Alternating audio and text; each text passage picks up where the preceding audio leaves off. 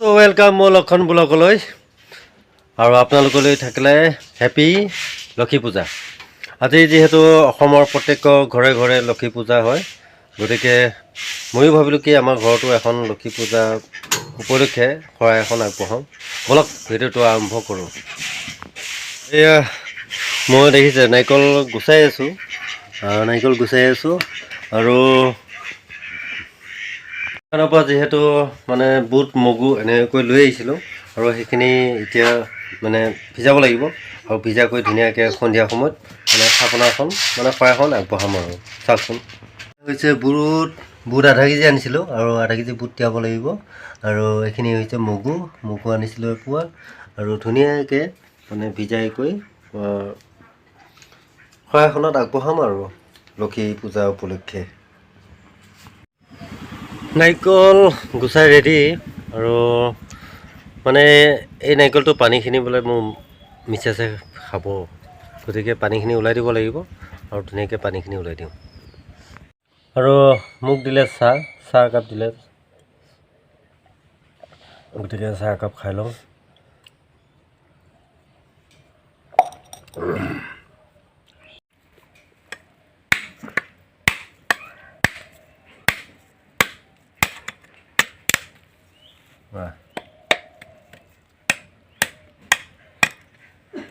Coconut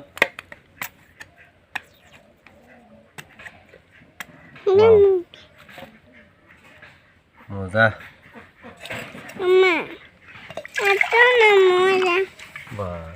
এক পোৱা ওলাইছে পানী।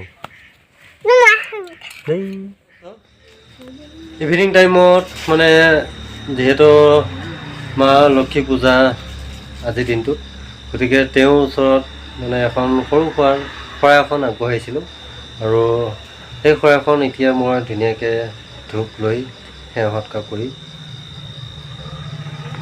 ৰেডি।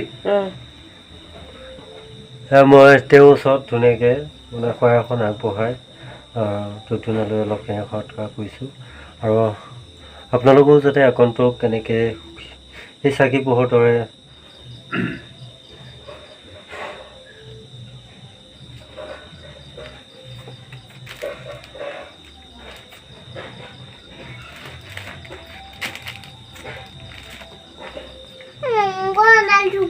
আজি লক্ষী পূজা উপলক্ষে ময়ো আপোনালোকক মানে মৰম চেনেহ শ্ৰদ্ধা যাচিছোঁ আৰু আগন্তুক যাতে আপোনালোকৰ এনেকৈ এই চাকি পোহৰ দৰে যাতে জীৱন উজ্জ্বল কৰি আনে আৰু মোকো আপোনালোকে আগুৱাই লৈ যোৱাত সহায় কৰি আহি আছে।